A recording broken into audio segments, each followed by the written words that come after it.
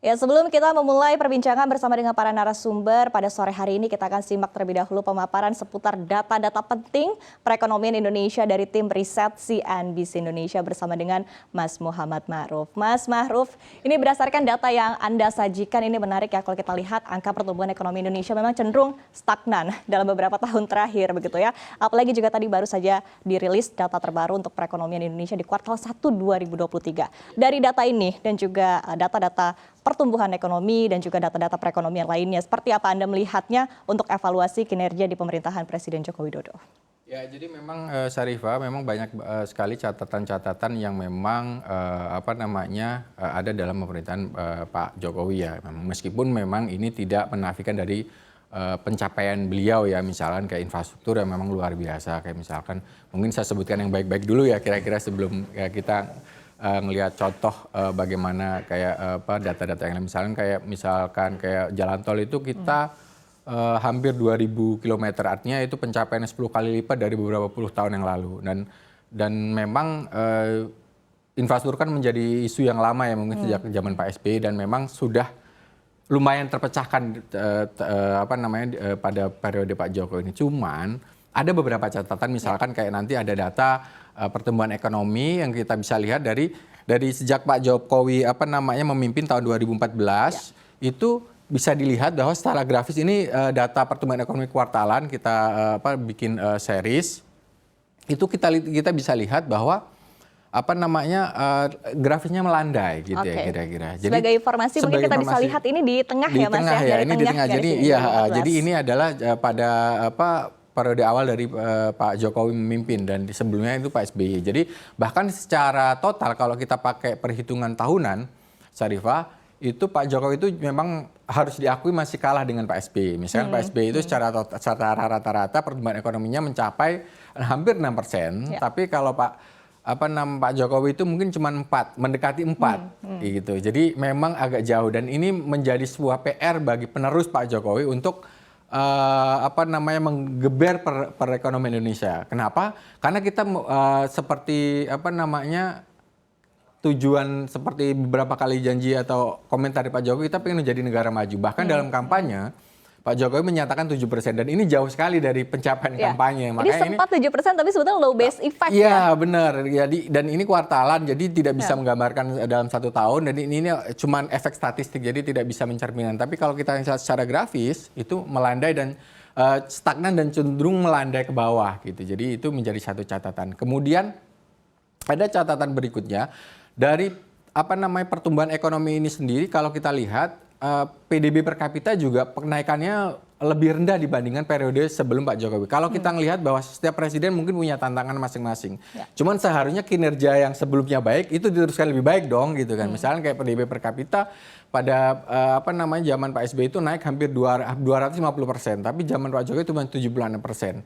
Jadi itu agak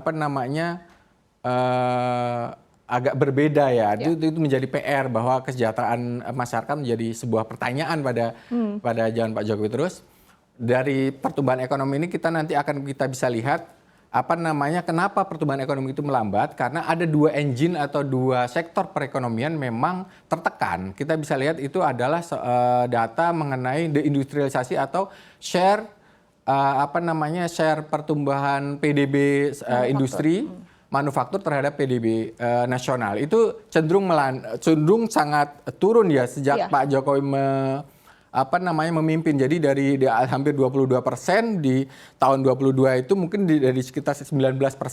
Artinya apa? Padahal share ini penting gitu, karena kontribusi manufaktur terhadap pertumbuhan ekonomi Indonesia itu cukup besar. Dia serapan tenaga kerjanya aja mencapai 14% dari total tenaga kerja. Artinya apa? Ini menyangkut hajat hidup orang banyak. Ini adalah engine pertumbuhan ekonomi, ini adalah engine PDB yang kurang diperhatikan. Nah, ini mungkin menjadi PR selanjutnya. Jadi seperti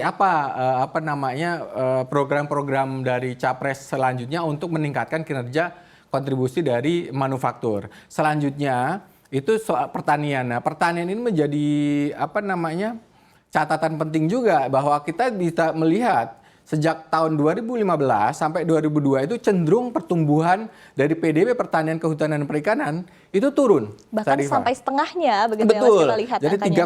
3,75 menjadi pada tahun 2022 itu 2,25. Padahal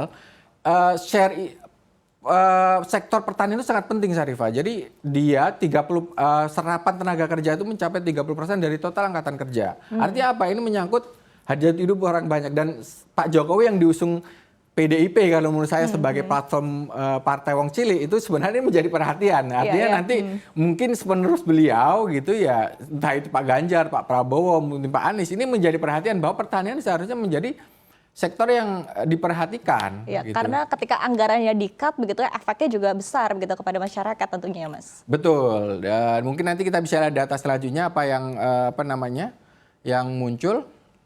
Nah, ini menjadi juga kita lihat anggaran subsidi pupuk dan BBM.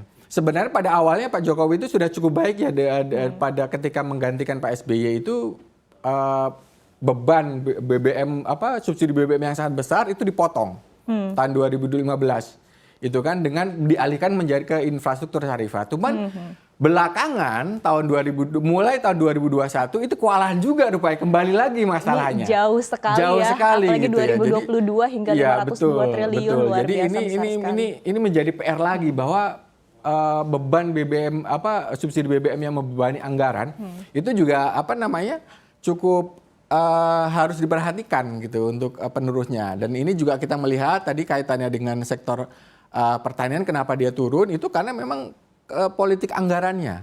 Kalau kita bisa lihat subsidi pupuknya ya segitu-gitu aja, jauh dengan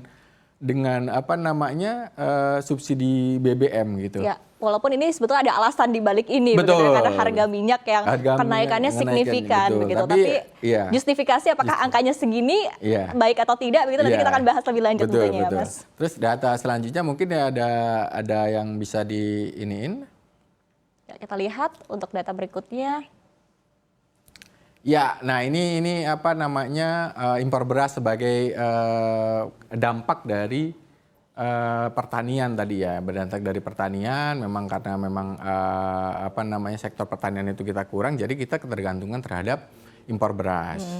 Dan ini menjadi isu laten sebenarnya juga sebelum Pak Jokowi juga. Jadi ini akan menjadi isu laten dari yang ini, Sarifah. Mungkin begitu kira-kira. Oke, baik. Ini begitu banyak tentunya alasan ya di balik ini. Seperti kita lihat tadi data pertumbuhan ekonomi Indonesia, ada pandemi juga begitu ya, menjadi salah satu faktor. Tentunya ketika kita tanya dari pemerintah sendiri apa yang menjadi latar belakang juga, kemudian di satu sisi juga kita tadi melihat data-data lainnya seperti membengkaknya BBM sendiri juga kita ketahui karena ada pandemi dan juga efek dari komoditi super cycle. Tapi harusnya juga berdampak tentunya kepada pendapatan negara kita ya. Tapi nanti kita akan hitung-hitungan kira-kira apakah memang datanya ini harusnya sesuai atau tidak begitu ya Mas Ma'ruf. Kita akan bahas di segmen selanjutnya. Terima kasih untuk data-datanya ini. Kita akan lanjut untuk diskusi di segmen berikutnya.